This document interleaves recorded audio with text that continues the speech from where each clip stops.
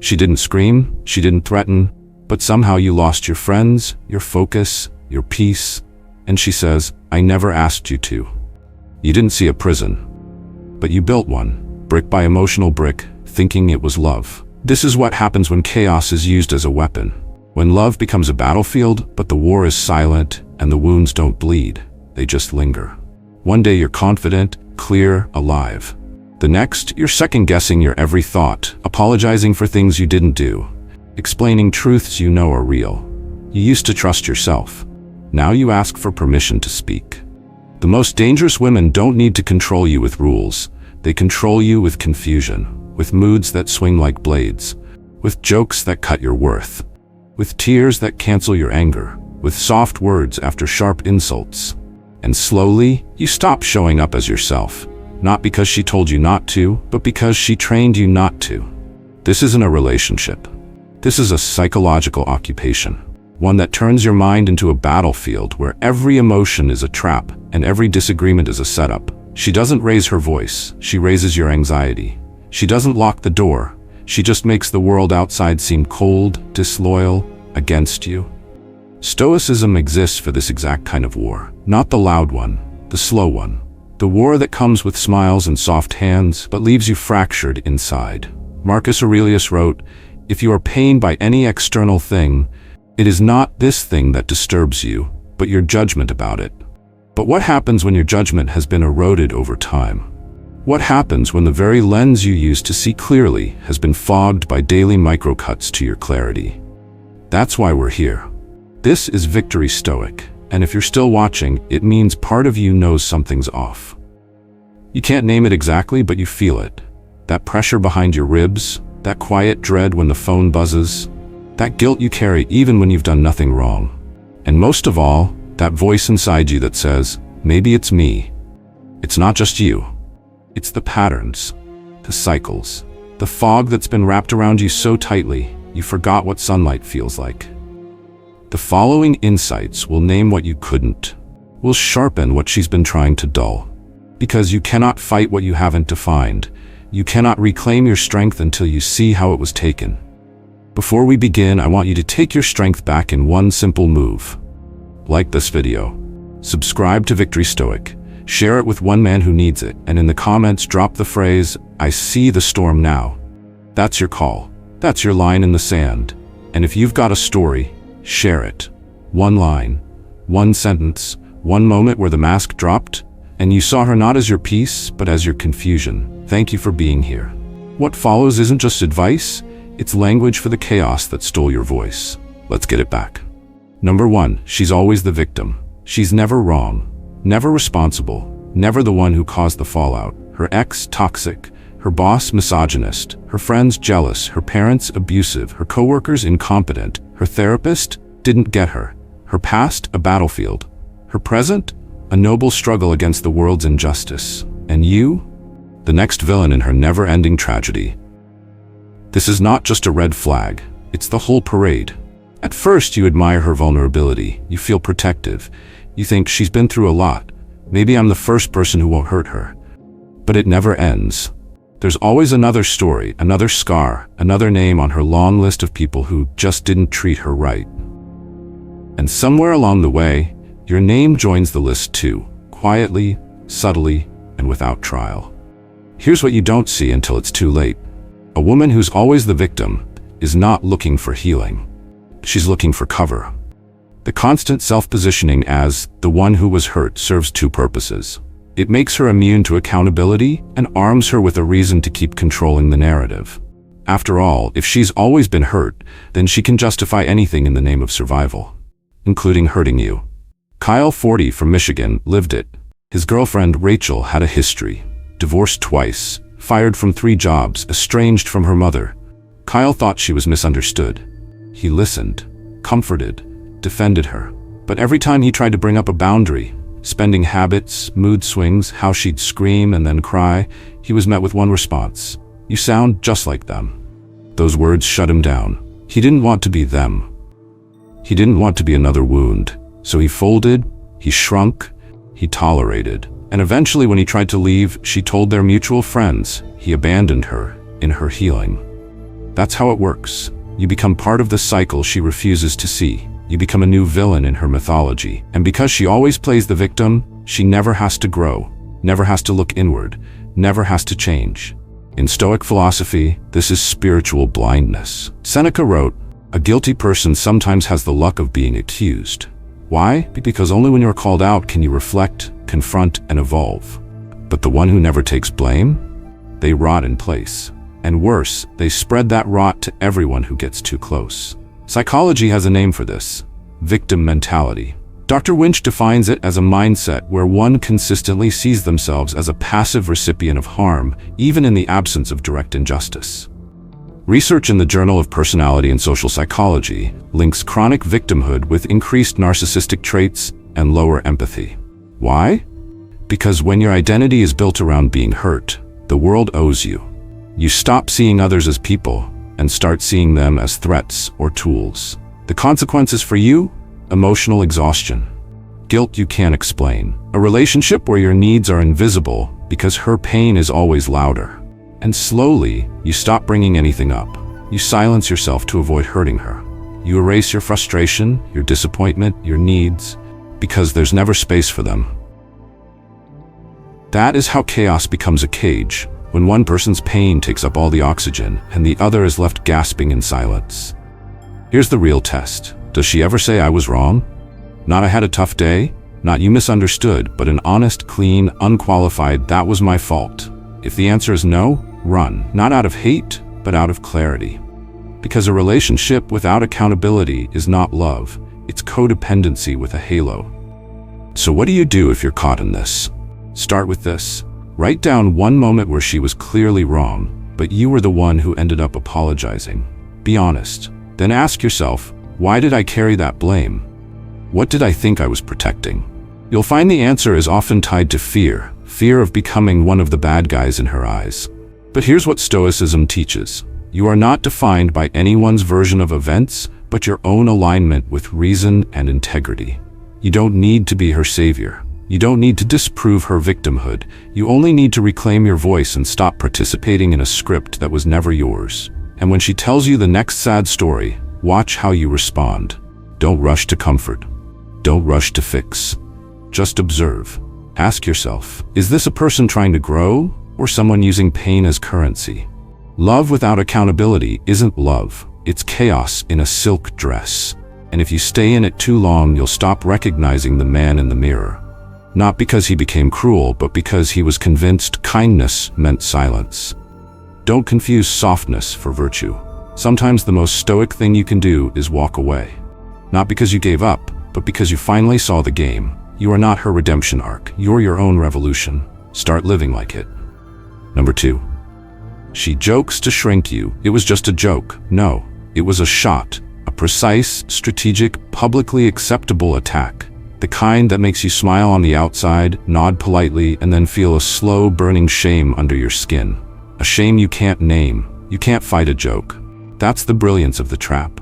If you call it out, you're too sensitive. If you don't, it festers. That's how she wins, by making you look weak for feeling wounded. It starts small. You're getting a little soft, huh? She pokes your stomach, laughs. Those jeans again? You look like a Greenpeace intern. Laughter again, smiles all around. And then the final blow? Relax, I'm just messing with you.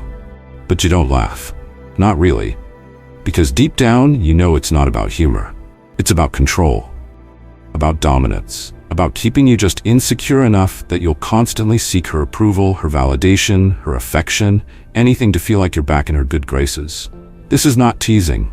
This is precision humiliation. It's a subtle erosion of your self-image, played out in front of friends, family, or even alone. And the worst part? She gets to play both roles. The one who hurts, and the one who denies the hurt ever existed. Ryan, 38, from Portland, remembers it well. His girlfriend loved to joke. She joked about his hair thinning, his job being safe, his lack of fashion sense. She once told him at a dinner party, Ryan has strong opinions on philosophy, until someone smarter walks in. Everyone laughed. He did too, until he got home and couldn't sleep. Not because of that one line, but because of the 100 other lines like it. And every time he brought it up, she said the same thing. You're reading into it. You take everything so seriously. Eventually, Ryan stopped speaking up, but inside, he started to disappear. Psychologists refer to this pattern as undermining disguised as humor. According to Dr. Deborah Tannen, these are forms of mock impoliteness, language that appears playful but is used to assert social dominance. The danger is that repeated microattacks, even when disguised as jokes, build cumulative damage. They create an internal narrative of inadequacy. And when those jokes come from someone you love, or someone who claims to love you, they cut deeper than insults from strangers ever could. This behavior overlaps with covert narcissism, where the aggressor disguises their superiority complex behind charm and wit. It's not about building connection, it's about holding power. And power in this context means keeping you just insecure enough that you never feel equal, that you always feel lucky to be with her, that you question yourself before you question her. And here's the twist. She knows. She sees how your shoulders drop after the line. She notices how your smile fades for just half a second. But instead of apologizing, she doubles down. Don't be so dramatic. Now your pain becomes her proof that you're the problem. This is not about thin skin. This is about emotional sharpness wrapped in plausible deniability. So how does a Stoic man respond? He doesn't laugh to be liked. He doesn't fake comfort to keep the peace. He recognizes that true strength doesn't shrink others to feel tall. Marcus Aurelius said, "The best revenge is to be unlike him who performed the injury." When someone uses humor to harm, a Stoic doesn't retaliate in kind. He simply doesn't reward the behavior with silence or submission. Here's a practical move. The next time it happens, try this phrase. Is there a reason you keep joking about that? Calm, flat, eye contact. No anger, no smile. You'll see the shift instantly. Because that question does what her jokes fear most. It breaks the frame. It pulls the mask off the manipulation and makes her choose. Own the behavior or get exposed. If she dismisses it again, you know who she is. If she doubles down, you know where you stand. Either way, clarity replaces confusion. And if you've been living under this kind of humor for too long, take inventory. Write down 3 things she constantly jokes about.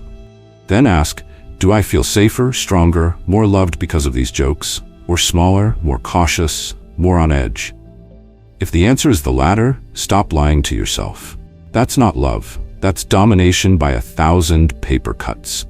Love is not a stand-up routine where your self-worth is the punchline. Real intimacy doesn't mock what someone's insecure about. It protects it, lifts it, holds it with respect. A Stoic man is not afraid to be laughed at when it's real humor. But he draws a hard line when that laughter comes at the cost of his dignity. Because he knows silence in the face of slow humiliation is not strength, it's surrender. The next time she says, relax, I was just joking, ask yourself, was it funny or was it a warning? Number 3, she lifts you up to drop you harder. She praises you in public. You feel seen, finally. Her voice beams across the room. He's brilliant. Honestly, I couldn't do half the things he does. Your chest lifts. People smile. You smile. You think, maybe this is working. Maybe she sees me. Then you get in the car. The door shuts, and her tone changes. You just stood there like an idiot. I had to speak up for you, again. Do you even realize how much I carry in this relationship? You're stunned, confused. Minutes ago, you were her hero. Now you're her liability. You try to respond, but she cuts you off with ice. Just be grateful I know how to protect your image. This is not support. This is sabotage disguised as celebration. It's not love, it's leverage. A woman like this doesn't want a strong man. She wants a man who's dependent on her approval, public and private. So she creates a loop, validation in front of others, then emotional withdrawal in private. Praise becomes a tool, a weapon with 2 sides, one sharp with compliments, the other with cuts no one else sees. And the result? You learn not to trust your own joy. Because every high is followed by a plunge. You start dreading praise, waiting for the price. You don't know how to enjoy wins anymore. You win a deal, she sulks. You share a story, she interrupts. You feel good, she questions it. You stop celebrating yourself, because joy now feels dangerous. This is not a mood swing, this is calculated dominance. A slow reconditioning of your emotional system to tie your self-worth to her reactions. You think you're building a life together, but what you're really doing is performing on a tightrope. Always afraid the next look, the next sigh, the next, I just think it's funny how, will knock you off balance. Ethan, 36 from Dallas, remembers it well. His girlfriend loved to show him off to her friends, told stories about his intelligence, his work ethic, but every time they got home, it changed. "You're lucky I speak well," she said once. "People like you because I make you likable." When he challenged that, she said, "Wow, see what happens when I try to be proud of you?" He learned to say thank you and shut up.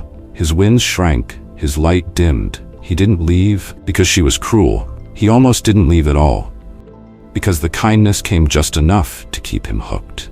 This is the essence of intermittent reinforcement, one of the most psychologically addictive forms of control. It's used in casinos, in cults, and in relationships where chaos is the currency. According to Dr. Patrick Carnes, the unpredictability of reward, praise, followed by punishment, criticism, creates a cycle where the victim works harder to earn consistency, which never comes. A Stoic man sees through this. Marcus Aurelius wrote, "Don't waste the rest of your life speculating about others unless it helps you do something useful. Ask yourself at every moment, is this necessary?" Necessary here means, is this emotional reaction I'm having real or induced? Am I actually flawed, or am I being trained to doubt every good thing that happens to me? Try this exercise. Next time she praises you, write down what she says. Then, write down what she says within 24 hours that contradicts or devalues that praise. Track it for a week. You'll start seeing the pattern. Compliment, undermine, compliment, cut. That's not affection, that's conditioning. Also, take note of your body. Do you feel relaxed when she praises you, or do you flinch inside, waiting for what's next? That's not love. That's a nervous system stuck in survival mode. And the worst part? When you try to name this dynamic, she'll say, "I just want to push you to be better. You can't handle tough love." But this isn't tough love. It's toxic rhythm. And you're not overreacting. You're finally reacting. A real partner doesn't use love to yo-yo your self-worth. A real partner celebrates you, then steps back and lets you feel the weight of your own strength. They don't wrap compliments in barbed wire. They don't build you up just to break you open behind closed doors. So here's what the Stoic does. He no longer lets his spirit be owned by applause. He doesn't depend on praise to feel real. And he sure as hell doesn't stay where his wins are used against him. Your joy doesn't need permission, and your peace doesn't need to be earned back after every high. If your happiness scares her, let her go. If your strength threatens her, rise anyway. Your victory isn't hers to manage, it's yours to claim. Number 4. She wields her wounds like a shield. Every boundary you draw is met with a story. A heartbreak, a trauma, a childhood scar, a villain from her past who looks eerily like you. Not because you've done the same things, but because now her pain is your burden. Her past becomes the context for every moment you try to speak up, protect your peace, or simply say, "This isn't okay." It's not a conversation, it's an ambush. You tell her, calmly, "I don't appreciate being yelled at like that." She pauses, eyes welling up. "You don't understand. I was screamed at my whole life. I'm still healing." You step back, you soften, you hesitate, because you're not heartless. You don't want to trigger someone. So instead of standing firm, you bend, again and again and again. At some point you realize you're not in a relationship, you're managing her emotional debris. This is how pain becomes a weapon, not openly, not maliciously, but conveniently. In the hands of someone who refuses to take accountability, trauma isn't something to heal from. It's something to hide behind. This tactic is everywhere. She shuts down conversations by telling you you're not being sensitive enough. She avoids admitting fault by reminding you how men have always let her down. She crosses lines, emotional, psychological, and instead of owning it, she says, "This is why I need therapy," and you're making it worse. You're not dating a person. You're dodging a minefield with a face. Jake, 41 from San Diego, lived this exact loop. His partner grew up in a chaotic home. He respected that. He empathized. He supported her therapy, listened to her stories, held space for her healing. But every time she snapped at him, shut him out, insulted him, there was a reason. "It's my trauma," she'd say. And when Jake finally told her, "You can't keep treating me like this," she cried for 2 hours and said, "I thought you were safe." He stayed another year. Not because he believed her, but because he couldn't bear the thought of being one more man who abandoned her. That's the trap. Empathy becomes captivity. Compassion becomes complicity. This is known in clinical psychology as trauma-informed manipulation. Dr. Jennifer Fried coined the term DARVO, deny, attack, reverse victim and offender, to describe how abusers flip narratives when confronted. When you call out bad behavior, they invoke their pain, reverse the roles, and now you become the perpetrator for not being more understanding. But Stoicism doesn't fall for that. Seneca said, "We are more often frightened than hurt, and we suffer more in imagination than in reality." But the Stoic understands that past suffering, however real, does not give license to inflict new suffering. Trauma explains behavior, but it never excuses it. You can understand someone's story and still protect your own. Because here's the hard truth. Some people use vulnerability as armor, not to connect, but to deflect, not to heal, but to avoid. And if you never challenge it, they never change. So what can you do? Use the Stoic tool of separation. Draw a clear line between empathy and enmeshment. When she invokes her trauma to shut down your boundary, say calmly, "I hear that your past was hard, but that doesn't make what just happened okay. We both deserve respect, regardless of where we came from." That one line will tell you everything. If she leans in, you've got someone ready to grow. If she spirals, blames, or flips the story, you've got someone using healing as a hostage negotiation. Here's a tip. Write out every time you've excused her behavior because of her pain. Then ask yourself, if a stranger treated me like that, would I still accept it? If the answer is no, then what you're doing isn't compassion. It's avoidance dressed in virtue. You are not her therapist. You are not her rehab center. You are not her emotional landfill. You are a man. You get to have boundaries, even with the wounded. Especially with the wounded. Because true healing doesn't come from people who let you slide. It comes from people who call you forward. Your empathy is a strength. Don't let it be turned against you. Her wounds may not be her fault, but hurting you with them? That's her choice. And a Stoic man refuses to be a casualty in someone else's unresolved war. Number 5. She's jealous of anything that makes you happy without her cause. It starts as concern, then it becomes criticism. And before you realize it, everything that once made you feel alive now feels like a betrayal. You hit the gym after work and she says, "Funny how you have energy for the treadmill, but not for me." You spend a weekend hiking with old friends and she goes quiet for 2 days, then asks, "Are they really that important to you?" You stay late finishing a project that excites you and she sighs, "Work always comes first, huh?" You pick up a guitar, a book, a hobby, a moment to breathe, and suddenly you're distracted, distant, or prioritizing everything but this relationship. This isn't love. This is possession. And the currency of control here is guilt. Because what she's really saying isn't that she wants time with you. It's that she wants ownership over your joy. If she's not the source of it, she resents it. And slowly, you begin to shrink the parts of yourself that exist outside of her. You cancel workouts. You ignore your friends. You stop saying yes to things that used to light you up because you don't want the fight, the cold shoulder, the exhausting negotiation that follows. You call it compromise. But deep down, you know, you're not compromising. You're disappearing. Eric, 39 from Denver, knows this erosion well. He was in love with hiking before he fell in love with her. But after a few months together, every trip became a problem. If she didn't go, she'd accuse him of leaving her out. If he invited her and she declined, she'd say he didn't make it romantic enough. One day, he came back from a weekend in the mountains to find her crying. "I just don't feel like I'm your first choice," she said. He gave it up, told himself it wasn't worth the stress. But with each part of himself he abandoned, something else died. Until one day, sitting alone with her in a quiet living room, he realized he didn't know who he was outside of what she allowed. This kind of jealousy isn't emotional, it's existential. It's not about time, it's about power. Because if she can convince you that happiness without her is selfish, then she controls the terms of your joy. And once she controls your joy, she controls you. The Stoics warned against this kind of trap. Epictetus taught, freedom is the only worthy goal in life. It is won by disregarding things that lie beyond our control. What lies outside your control? Her insecurity, her narrative, her story about where your time should go.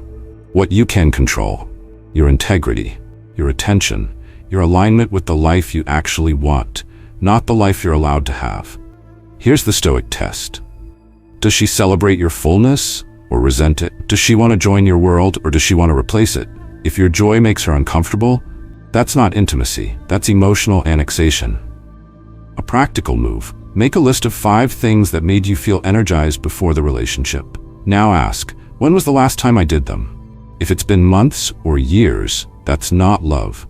That's slow erosion. Then pick one. Just one. Reclaim it this week. Watch her response, not her words, but her reaction. Does she lean in with curiosity or recoil with quiet punishment? Either way, you'll see the truth. And once you see it, you don't unsee it. Also remember, love is not dependency. It's not a monopoly on your time, your joy, or your soul. A woman who truly loves you will want you to glow in places she didn't ignite. She'll want you to have a life so rich that even when she's not around, you're still full. Because real love doesn't demand to be your only source of meaning. It just wants to be part of the story, not the whole damn plot. So the next time she asks, "Why do you always have time for everything but me?" Pause. Don't apologize. Don't explain. Say this, "Because I'm not meant to live half a life. And if you love me, you'd want the whole man, not just the pieces you can hold." That's not selfish. That's self-respect. And a Stoic man doesn't give up his light just to make someone else feel less shadowed. He lives fully, even if it means walking alone. Because joy without permission is still joy. And no one owns your fire but you. Number 6, she turns her bad behavior into a loyalty test. She snaps at you, accuses you of things you didn't do, storms out during dinner, ruins a perfectly good weekend with a cold silence. When you finally ask why, when you dare to question the chaos, she gives you a smile that chills your spine and says, "I just wanted to see if you'd stay. If you could handle me, if your love was real." What you thought was immaturity, she calls a test. What you experienced as manipulation, she labels depth. What hurt you, she reframes as proof that you're not patient enough. This isn't love. This is entrapment. A woman who loves you doesn't build landmines and call it intimacy. She doesn't set fire to your peace just to see if you'll bring a bucket or run. She doesn't weaponize instability and then demand applause because you didn't leave the battlefield. Let's be clear, testing someone's loyalty by provoking pain is a form of emotional coercion, and yet it's packaged as passion, sold as real love. You've heard it, "I need to know you'll fight for me. I had to push you away to see if you'd come back. If you can't handle me at my worst." She's not testing your love, she's training your tolerance for disrespect. David, 42 from Seattle, lived it for 4 years. His girlfriend would disappear for a day without a word. When she came back, it was always the same line. "I needed space, but I wanted to see if you'd respect it or chase me." Every time he brought up how it made him feel, rejected, anxious, disrespected, she'd spin it. "So you only love me when I'm easy?" He started keeping his mouth shut, started walking on eggshells. And that's the goal of the game, to get you to confuse endurance with devotion. But the Stoics saw through these games thousands of years ago. Seneca wrote, "He who seeks to approve himself to others has lost control of his own soul."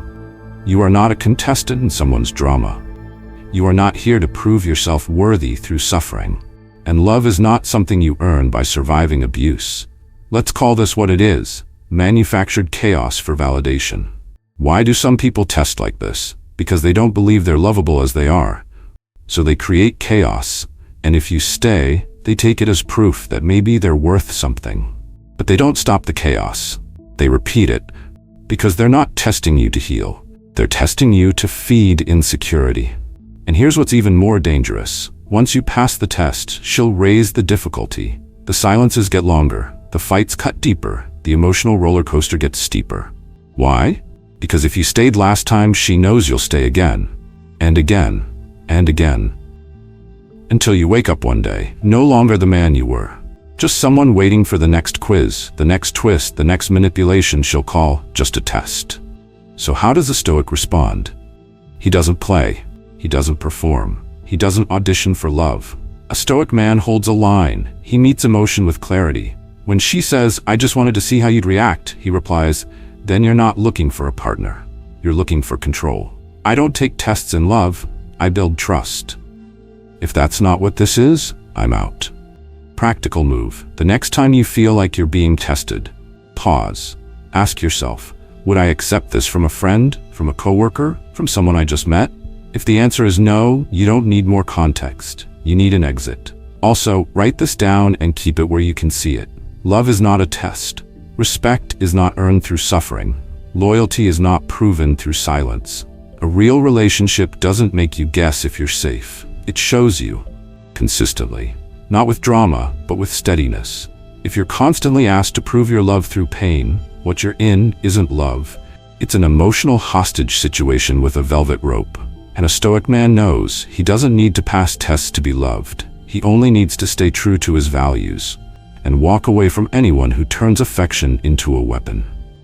You're not in school anymore. You're building a life. Act like it. Number 7. She's the perpetual victim. Every story she tells has a familiar structure. Someone else wronged her. Every chapter of her past is soaked in betrayal, unfairness, mistreatment, always by someone else's hand. She was used, lied to, abandoned, misunderstood. Her exes, all narcissists. Her friends, fake. Her boss, sexist. Her therapist, incompetent. Her family, toxic. Her critics, jealous. Her failures, someone else's fault. And at first, you believe her, because empathy is your default. Because you've known pain too. Because her voice shakes at the right moments and her eyes water just enough. But after a while, a question creeps in. Quiet, unwelcome, but persistent. Why is everyone in her life always the villain, and she's always the victim? The answer hits hard. Because in her world, accountability is a threat. Taking responsibility would mean letting go of control. And control is everything. This isn't about trauma. This is about narrative manipulation. When someone always casts themselves as the victim, they are not just hiding from their past. They are actively building a world where they can never be challenged. If she's the one who's been through so much, then any boundary you set becomes cruelty. Any disagreement becomes gaslighting. Any attempt to hold her accountable becomes just like everyone else who hurt her. You're not dating a person. You're managing a storyline, and you're the latest character she'll rewrite. Brian, 44, from Chicago, spent 3 years in this loop. His girlfriend had a list of betrayals longer than her resume. She'd tell new friends how he saved her from a life of abuse. But when he expressed frustration about her explosive moods, she said, "Wow, you're just like my father. He used to silence me too." He started censoring himself, walking on eggshells. Eventually, he couldn't tell if he was being kind or just afraid of being the next villain in her novel. When they broke up, she told everyone he was emotionally unavailable and manipulative. Textbook. Psychology calls this victimhood narcissism, a term explored by Dr. Scott Lilienfeld. It's a form of self-centeredness where the individual clings to a sense of constant persecution to extract sympathy, avoid growth, and gain social power. In these cases, the victim role isn't healing, it's strategy. And here's the Stoic truth. No one is always the victim. No one is always blameless. Life doesn't work that way, and neither do real relationships. Epictetus said it's not what happens to you, but how you react to it that matters. But for someone addicted to being wronged, reaction isn't growth, it's performance. And performance keeps them from ever seeing themselves clearly. So what happens to you? You stop speaking your truth because it might trigger her. You stop asking for what you need because it might reopen her wounds. You stop existing freely because her pain takes up all the space in the room. You become the caretaker, the emotional sponge, the man who holds everything while she holds nothing. This isn't love, it's emotional colonization. So what does a Stoic do? He does not mock her story. He does not belittle her pain. He simply refuses to carry it as his own. He draws a line, not out of cruelty, but out of respect. Because he knows, healing doesn't mean escaping responsibility. And anyone who never admits fault is not just broken, they are dangerous. Here's your move. Write down the last 5 conflicts you had with her. Be brutally honest. Did she take accountability in any of them? Did she say that was my mistake without a but? If not, you're not building a future. You're babysitting a past. Also, listen carefully to how she talks about others. If everyone in her life is crazy, toxic, abusive, or jealous, what do you think she'll say about you when you finally leave? You are not her savior. You are not her therapist. You are not her redemption arc. You are a man. You get to be human, flawed, honest, growing. And that means you get to have relationships built on truth, not trauma theater. A A Stoic doesn't absorb unearned guilt. He doesn't accept love with an emotional invoice. He offers clarity, not codependence. And when someone confuses being challenged with being attacked, he knows this isn't peace, it's a trap painted in pain. Walk out, not with anger, not with revenge, with truth, with posture, with spine. Because anyone who needs to be the victim in every story is not writing love, they're writing tragedy. And you don't belong in that script. Conclusion: she didn't scream, she didn't break anything, she didn't cheat. She just slowly rewrote the rules of reality until you were apologizing for your own boundaries, explaining your joy, and questioning your sanity for wanting peace. That's the genius of emotional manipulation. It doesn't need to be loud to be lethal. It just needs to be constant. Drip by drip. 1,000 little cuts, each too small to name, but deep enough to bleed your sense of self dry. Each tactic you've heard in this video, each joke, each silence, each guilt trip, each test disguised as love, isn't a flaw in communication. It's a strategy of control. Not always conscious, but always effective. Because when a woman with a victim complex, a narcissistic bend, or a deep fear of losing power meets a man with empathy and self-doubt, she doesn't need chains. She only needs time. And you gave her time. You gave her the benefit of the doubt. You gave her your patience, your softness, your repair after her explosions. And when you finally said, "This hurts," she said, "You're too sensitive." When you asked for respect, she said, "You're not strong enough for me." When you pulled away, she cried just enough to make you stay. You were not loved, you were kept. But here's the pivot. The Stoic pivot. You don't need to explode. You don't need to prove anything. You just need to see clearly, and once you see, you choose. Not emotionally, rationally. You choose not to participate in a script designed to erode you. You choose to walk, shoulders back, voice steady, peace intact. Marcus Aurelius said, "The object of life is not to be on the side of the majority, but to escape finding oneself in the ranks of the insane." And nothing will drive you more insane than trying to love someone who feeds off your erosion. That is not intimacy, it's emotional consumption. So here's what you do next. Like this video. Share it with a man who needs this mirror. Subscribe to Victory Stoic. This is your armory, your sanctuary for sharp truth, not soft lies. And in the comments, drop the call. No more quiet control. 3 words, clear spine, no apology, or tell your story. 1 line, 1 moment, 1 joke that never felt like a joke. Say it, name it, because until you name the game, you can't stop playing it. Thank you for listening, for staying through the truth, even when it stings. Now do the most stoic thing possible. Don't get mad. Don't get even. Get clear. Then get free.